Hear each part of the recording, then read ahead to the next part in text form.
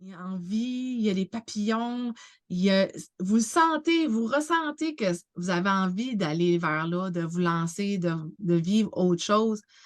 Juste go, osez vous écouter parce qu'on est ici pour vivre une expérience de vie puis d'apprendre par nos leçons. Fait que c'est sûr que si vous apprenez à vous écouter, ben la vie va vous guider toujours vers la bonne place.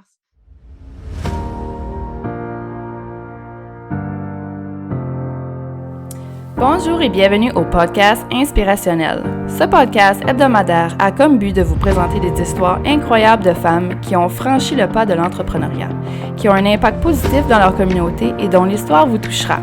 Chaque semaine, nous vous proposons des entretiens avec des femmes qui réussissent à vivre passionnément au quotidien et qui ont créé des entreprises de cœur qui prospèrent. Elles vont partager généreusement leurs idées et leurs conseils sur la manière de naviguer les hauts et les bas de l'entrepreneuriat. Qu'il s'agisse de femmes en démarrage, en croissance ou de PDG expérimentés, nos invités vous inspireront avec leurs histoires de résilience, de détermination et d'innovation. Que vous soyez un entrepreneur ou simplement à la recherche d'inspiration, rejoignez-nous pour un voyage dans le monde des femmes d'affaires directement de notre petite communauté dans le nord du Nouveau-Brunswick.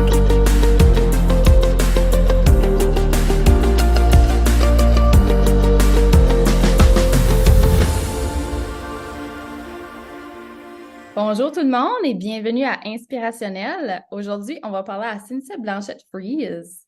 Bonjour Cynthia. Allô, Caroline? Avant qu'on commence, j'aimerais juste te tirer des fleurs un petit peu. J'aime ça des fleurs. Hein? Vas-y. L'année passée, j'ai commencé mon entreprise, puis c'est à cause de Cynthia que, moi je pense à cause de Cynthia que Co-Créative existe aujourd'hui. Elle m'a aidée avec pas mal de A à Z, à tout bâtir ma fondation, ma gestion de temps, qui est super important pour moi parce que je suis un petit peu scattered brain. Elle m'a aidée avec ma stratégie, tout et tout. Puis je veux juste te remercier. Un gros merci de Ça m'avoir. fait plaisir. Fait, je te donne... peux-tu te présenter un petit peu? C'est qui Cynthia puis d'où tu viens? Ben, bonjour à tout le monde qui écoute. Mon nom, c'est comme tu disais tantôt, Cynthia Blanchette-Fries. Je suis propriétaire de la compagnie Gestion CBF et l'IP Inc. En fait, je suis coach consultante en planification stratégique et d'affaires. Ce que je fais techniquement, là, mettons, dans la bonne mission des choses, tu sais, j'aide les entrepreneurs, les femmes en affaires à clarifier leurs objectifs, à structurer leurs idées, à réaliser surtout une planification stratégique, donc un plan d'action, pour vraiment qu'ils puissent passer à l'action confiants, mais surtout alignés avec leur ambition, alignés avec leur cœur. Puis, tu sais, comme que j'ai probablement fait avec toi puis plein d'autres, ben, tu sais, je vous donne un peu le coup de pied dans le cul que vous avez besoin pour que vous Oui. ayez du courage, là, tu sais, de dire, OK, soit que vous allez quitter votre emploi, soit que vous êtes en affaires, puis là, vous voulez avoir peut-être un petit peu plus de revenus qui rentrent.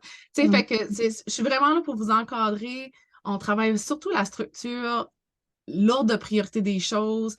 Fait que techniquement, je suis vraiment là pour vous encadrer à faire les bonnes étapes pour pas vous perdre dans tout ça. Puis, tu sais, des fois, d'être overwhelmed sur tout ce qu'on a à faire.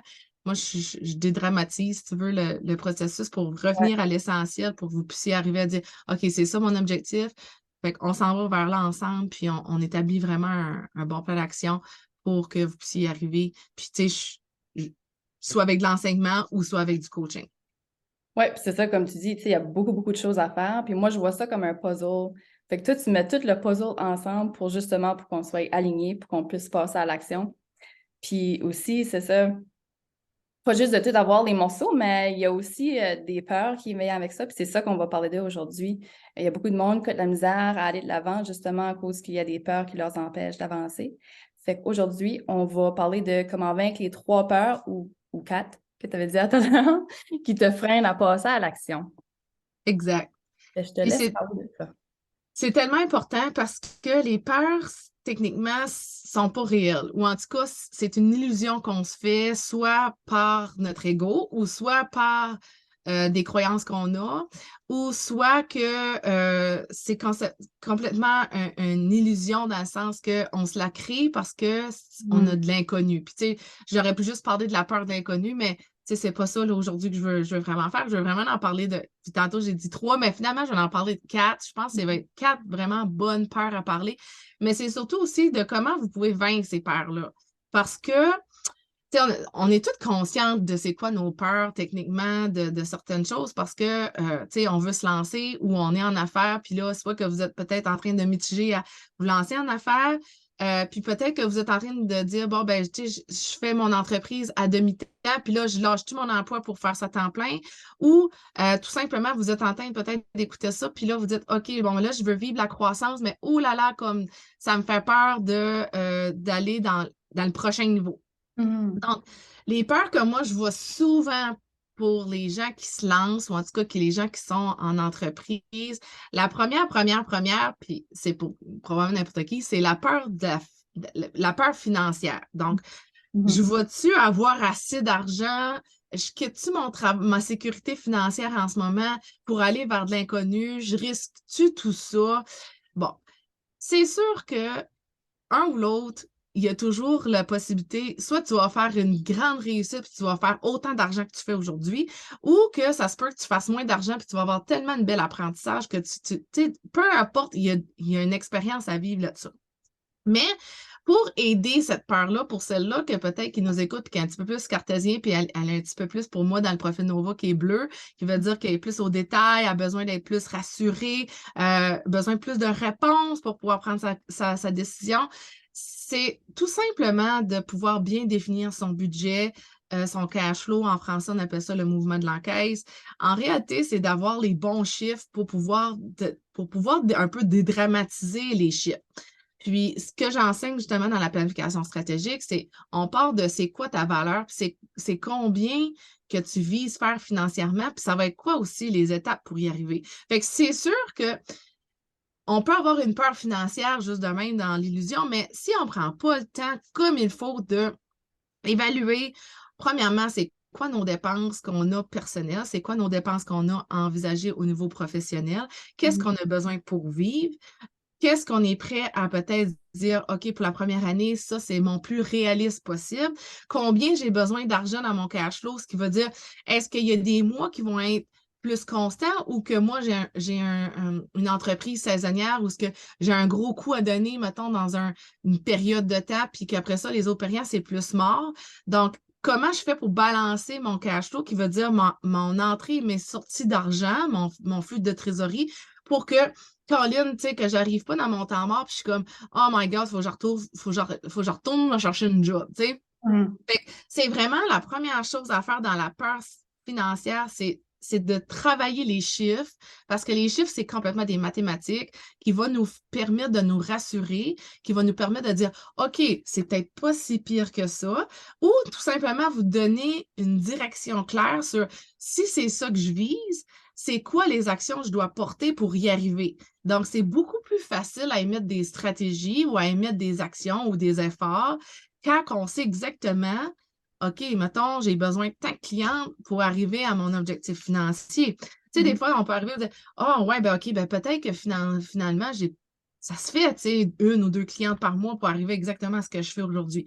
Fait que c'est vraiment de tout travailler ça pour être capable de dire, OK, je suis confiante, c'est la première étape, ça peut fonctionner. Puis les chiffres, c'est la première chose techniquement qu'il faut se rassurer dessus parce que sinon, c'est rare. En tout cas, c'est une des choses que je travaille en premier avec les clientes, c'est on travaille le budget. Parce que tu veux croître ou que tu veux te lancer, un des deux va être important pour prendre les bonnes décisions. Aussi, c'est comme 2 peurs dans un parce qu'on dirait que t'as peur de ne pas te faire d'argent, mais on dirait que tu as peur aussi de regarder ta comptabilité parce qu'on dirait que c'est comme tout un autre jargon. C'est juste la peur de l'inconnu, là aussi, de juste se mettre là puis commencer à apprendre comment faire un budget parce qu'on dirait que c'est pas quelque chose qu'on apprend nécessairement à l'école ou c'est quelque chose qu'on apprend comme en tant qu'adulte. Puis, c'est pour ça qu'il vaut mieux tard que jamais, comme que je dis. Puis, tu sais, la façon que je l'enseigne, c'est tellement simple, tu sais. Puis, je travaille beaucoup à la façon décroissante pour pouvoir travailler les chiffres parce que des fois, notre inconscient, il va nous bloquer à la première étape plutôt qu'on y va à l'étape inverse. Puis, ça fait toute une différence aussi. Puis oui, effectivement, tu sais, ça ressemble un peu à un budget qu'on se fait personnel. OK, j'ai tant d'argent qui rentre, j'ai tant d'argent qui sort, bon, il me reste tant d'argent à la fin du mois. Ben, c'est un peu la même chose, mais là, on doit la regarder un petit peu plus à grande échelle pour voir justement, OK, c'est-tu réaliste, c'est pas réaliste? Puis souvent, c'est souvent cette étape-là ça va pouvoir te donner une idée. Je suis prête à mettre les efforts pour arriver à ça? Puis, tu sais, ton cœur va te le dire, là, hey, oui, je suis motivée ou oh my God, je suis pas prête. Puis, tu sais, t'es mieux de pas être prête puis t'embarquer dans quelque chose, puis d'après ça, d'avoir la corde au cou, comme on dit, puis que tu sois malheureuse. Fait que chaque chose a son temps par rapport à ça, puis, mais c'est sûr que les chiffres, ça en dit long sur, mais je m'en viens à mon numéro 2 que des fois, c'est quand même encore là une peur, une croyance qu'on se crée sur j'ai peur d'échouer. Et fait que là, la deuxième chose que je veux dire, c'est la peur de l'échec. Puis souvent, on n'a pas peur de réussir parce que ça, notre corps, notre système a déjà réussi. Hein? On se donne des petits objectifs, soit qu'on veut perdre du poids, puis là, ben, si on le réussit, on est tous fiers de nous autres. La peur de l'échec, ça, c'est la peur de l'inconnu techniquement. Puis cette peur-là fait peur à n'importe qui, okay? Parce qu'on ne sait pas trop dans quoi qu'on s'embarque. Puis c'est difficile à l'inconscient si tu n'es pas prête à vraiment te motiver pour. Puis quand on parle de peur d'échec, elle est réelle aussi pour les chiffres. Parce que des fois, on peut regarder ça et dire OK, c'est parce que si je veux faire ça, il faut que j'embraye, là. Il faut que j'ai besoin de faire beaucoup de pas, de m'entourer, de changer mon mindset, puis il y a beaucoup de choses. Par contre, pour diminuer cette peur de l'échec-là, la première chose qu'on fait ou que je suggère beaucoup à mes clientes, c'est de travailler son marché cible, son segment de marché, son avatar, son client idéal. Appelez-le comme vous voulez. Dans le fond, c'est tes potentiels clients. Okay? Fait que quand on a peur de l'échec, c'est parce que c'est pas quelque chose qu'on offre sincèrement ou concrètement aujourd'hui. Donc, tu sais, peut-être que les gens qui nous écoutent, ils ont peut-être une expertise dans un certain domaine, puis là, ils disent « Oh, j'ai quand même pas mal d'expérience là-dedans. Là, j'aimerais l'offrir à un autre niveau, puis l'offrir soit en tant que consultante, soit en tant que coaching, soit en tant que service ou en produit. » Puis là, ils disent « OK, là, il faut que je me mette. C'est moi là qu'il faut qu'il brille là, pour pouvoir vendre ce produit-là. Je ne suis pas derrière une entreprise à l'exécuter. Là, maintenant, je suis en train de. Il faut que je l'exploite. » Et la peur de l'échec est souvent parce qu'on a un manque de rassurance, un manque de confiance ou de l'estime de soi parce que c'est nouveau. Okay? Fait que ce que je dis souvent aux clients, c'est travaille à évaluer qu'il y a un besoin dans ton marché que tu es en train de vouloir percer. Donc, puis la première chose que je dis toujours à mes clientes, c'est quels sont les problèmes de tes clients potentiels, puis quels sont leurs besoins pour que tu puisses offrir la solution à ces deux affaires-là. Donc, si tu es capable de dire, puis je vais prendre l'exemple de toi, Caro, qui offre la conception de site web, ben le problème, c'est que probablement que la personne qui, comme moi, qui a une entreprise, que c'est pas sa zone de génie ou qu'elle manque de temps, puis comme je suis comme, moi, ça me tente pas de mettre de l'énergie là-dessus, ben mon problème, c'est que soit que je manque de temps, soit je manque d'expertise, soit que ça me tente pas de m'engager à ça. Mon besoin, c'est que je veux le déléguer parce que si je mets du temps là-dedans, je ne le mets pas ailleurs. Fait que pour moi, ça a un retour sur mon investissement de dire, ben la solution, c'est d'embaucher quelqu'un, d'investir dans une entreprise qui va offrir le service dont j'ai besoin pour pouvoir arriver à mon objectif. Et j'investis pour pouvoir m'éliminer, si tu veux, un peu la responsabilité de le faire. Donc, c'est le même procédé quand on se lance en affaires, c'est de se poser ces trois questions-là pour se dire, je rentre-tu dans le marché où il y a un besoin? S'il n'y en a pas, ça veut dire que tu vas créer le besoin. Donc, créer un besoin, ça prend un petit peu plus de temps à passer. Donc, il faut être plus prête et plus patiente dans ce temps-là de pouvoir émettre du temps pour pouvoir y arriver. Fait que la peur de l'échec, on va la diminuer en se rassurant que ça, c'est rempli. Si ça, c'est rempli, puis on peut le faire sous forme de questionnaire, on peut le faire sous forme de faire un post Facebook, on peut, écoute, il y a plusieurs façons d'évaluer son marché pour savoir y a-t-il un besoin, il n'y a pas un besoin. Puis tu sais, elle est nécessaire dans planification stratégique, elle est nécessaire dans un plan d'affaires, elle est nécessaire partout justement pour valider ton idée, les services que tu veux offrir, est-ce qu'il y a un marché? Fait que ça va éliminer, je dis pas que ça va diminuer, ça va complètement éliminer, mais ça va beaucoup diminuer la peur de l'échec parce que, veux pas, ça va donner un petit peu plus de confiance, un petit peu plus de motivation, de dire, hey, tabarouette, dans ma communauté, il y a beaucoup de monde qui ont besoin de site web. Sais-tu que, tu sais, je pense que je ne manquerai pas de clients. OK? Ou sur le marché du web, oh, tabarnouche, je vais faire du coaching en ligne. Ben, il y a pas mal de monde. Tu sais, là, fait que, faut vraiment, vraiment se poser les bonnes questions pour pouvoir justement se rassurer là-dessus pour éliminer cette peur-là. Ça fait-tu du sens? Oui. La troisième peur que moi, j'aime beaucoup jouer avec, c'est la peur du jugement.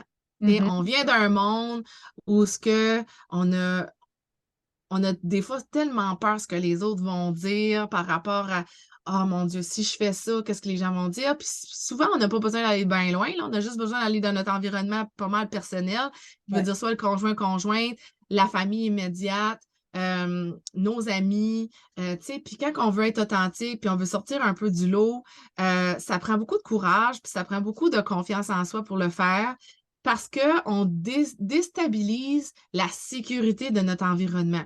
Okay? Fait que souvent, on finit l'école, on s'en va dans un domaine stable parce que c'est la chose à faire, parce que ça rassure tout le monde autour de nous autres. Hein? Les gens n'aiment pas être déstabilisés, puis ils aiment encore moins être dans l'énergie de « je suis plus en sécurité ». Puis la sécurité, autant que je disais tantôt la sécurité financière, mais c'est aussi la sécurité de notre environnement. Fait que tu sais, quand tu changes complètement de domaine puis tu t'en vas dans quelque chose qui est complètement déstabilisant, c'est pas nécessairement toi qui te déstabilise au niveau de ta sécurité, mais c'est les gens autour de toi qui se sont leur peur à eux autres qui fait qu'ils te projettent leur peur en te jugeant. OK? On va se dire les vraies affaires, c'est de même que ça marche. Fait que, il faut surtout se dire pour ça que puis écoute, là, c'est la peur numéro 1, je te dirais, externe. Ça veut dire que c'est quelque chose qui vient de quelque chose que tu n'as aucun contrôle. Ce que les autres pensent de toi, ça ne veut pas nécessairement dire que c'est de ta faute ou que tu fais quelque chose de pas correct. C'est que c'est techniquement une peur de quelqu'un d'autre qui sont en train de projeter sur toi, puis que toi, tu as le choix, soit tu dis, j'accepte cette insécurité-là, ou en tout cas cette énergie-là, ou cette attitude-là qui me déstabilise, ou je fais tout simplement, gars, premièrement, ta peur ne m'appartient pas. Ce que tu es en train de dire de moi ou ce que tu es en train de juger de moi ne m'appartient pas. Moi, c'est clair que dans la situation que je suis aujourd'hui, je ne suis plus bien et je cherche à être bien avec moi-même. Donc, j'ai un choix et une décision à prendre pour moi de me choisir à aller vers quelque chose dont j'ai un réel envie, tu sais. Puis c'est vraiment le détachement total du lâcher-prise de ce que les autres vont dire qui n'est pas tout le temps facile, mais c'est en se disant, en se répétant, est-ce que cette opinion-là, est-ce que cette forme de pensée-là m'appartient. Si elle ne vous appartient pas, c'est tout simplement de dire, regarde, je le cristifie à la poubelle, puis on passe à d'autres choses. T'sais. Mais ça prend beaucoup de...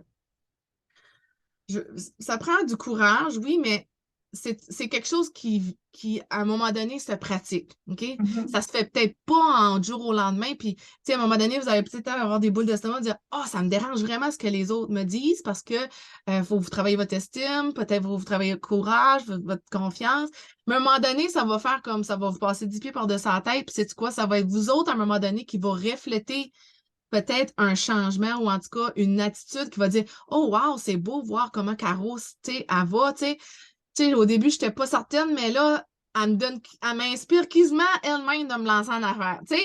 Fait que des fois, on ne sait pas à quel point on peut inspirer quelqu'un par nos gestes, par nos actions, par notre attitude. Mais sachez que la seule personne dans laquelle ou ce que vous allez vraiment juger, c'est la première personne, c'est vous autres-mêmes.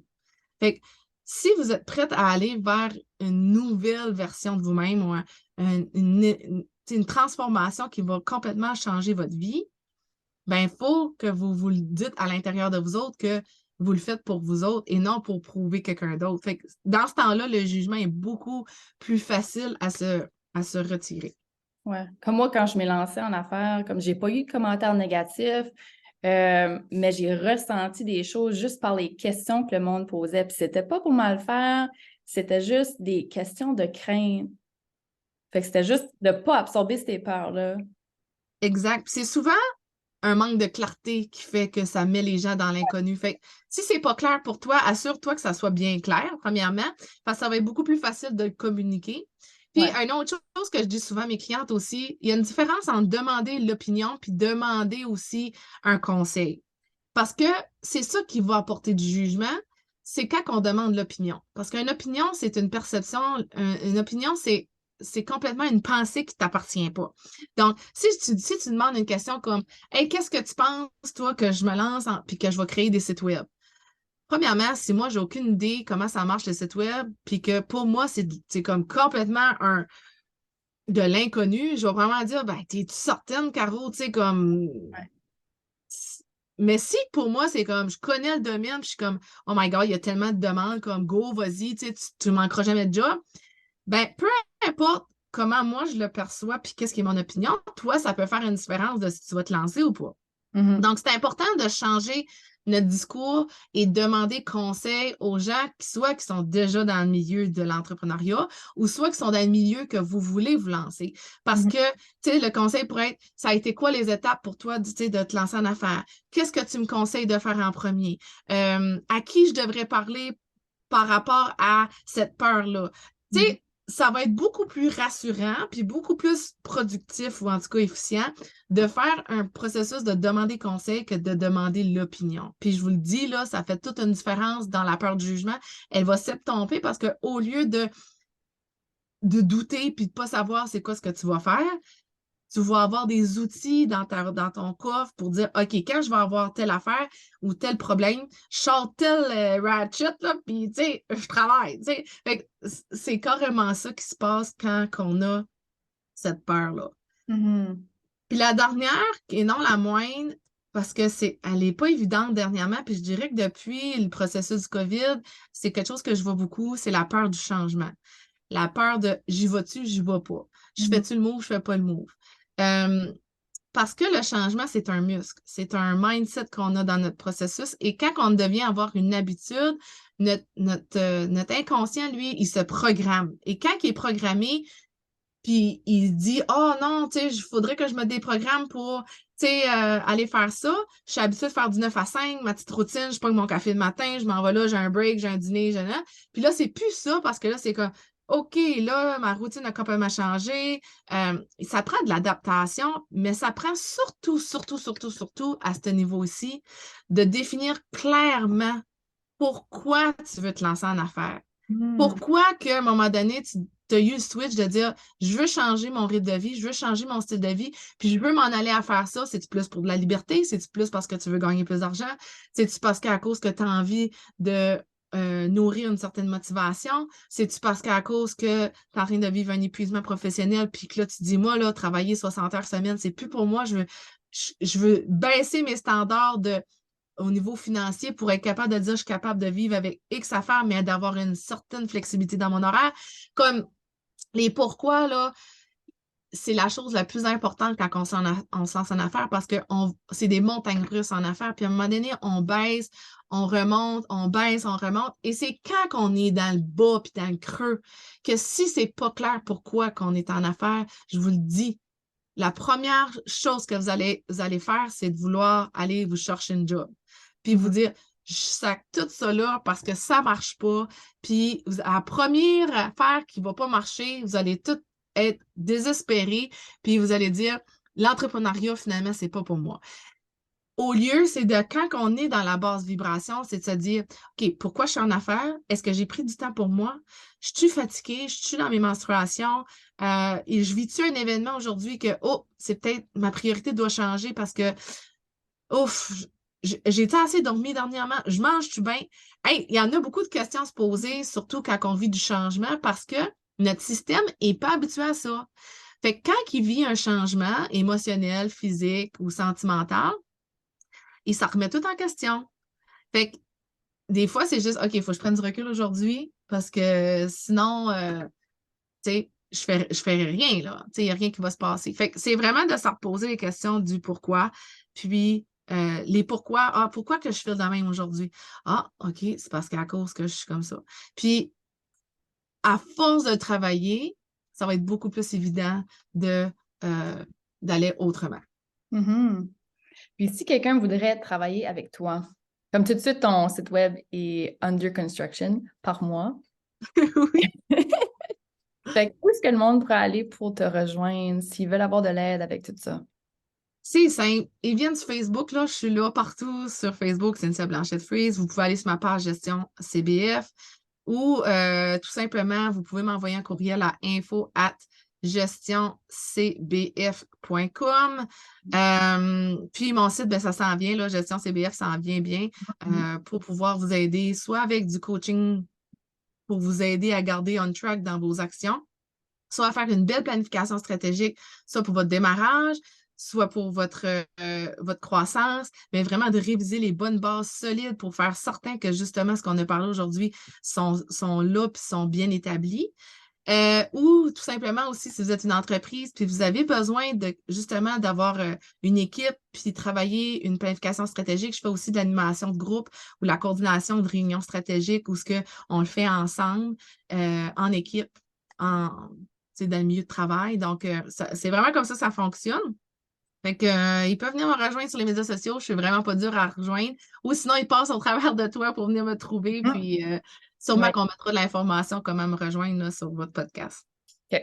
Puis aussi, le dernier chose, c'est quel conseil que tu donnerais? Je sais que tu as comme mille et une conseils, mais comme si tu pourrais en piger juste un, qu'est-ce qui serait le numéro un conseil que tu donnerais à quelqu'un qui voudrait se lancer en affaires tout de suite? Moi, puis c'est toujours ça va toujours être ça, c'est d'écouter votre cœur. Tu sais, à un moment donné, votre intuition, là, votre cœur, là, lui, là, il vous guide. C'est de savoir de bien tendre son oreille, puis d'écouter notre corps qui dit, c'est qu'il est tout en dedans, il a envie, il y a les papillons, vous le sentez, vous ressentez que vous avez envie d'aller vers là, de vous lancer, de vivre autre chose. Juste go, osez vous écouter parce qu'on est ici pour vivre une expérience de vie puis d'apprendre par nos leçons. Fait que c'est sûr que si vous apprenez à vous écouter, ben la vie va vous guider toujours vers la bonne place. Fait que moi, je pense que c'est vraiment ça mon plus beau conseil, c'est d'apprendre à s'écouter puis d'oser, tout simplement. Ben, merci beaucoup pour tous tes conseils et toutes les belles choses que tu nous as dit aujourd'hui. C'était full pack. Je vais Hey, toutes hein? les informations dans les show notes. Puis j'espère de te revoir de nouveau sur un autre podcast. Parce que je suis sûre que tu as d'autres choses que tu pourrais raconter qui pourraient aider d'autres mondes. Sûrement. Donc, passe une belle journée. Merci, toi aussi, Caroline. Bye tout le monde!